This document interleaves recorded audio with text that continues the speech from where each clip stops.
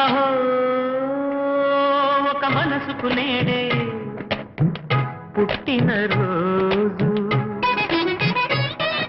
అహో తన పల్లవి పాడే చల్లని రోజు, ఇదే ఇదే కుహూ స్వరాల కానుక, మరో వసంత గీతిక జనించు రోజు.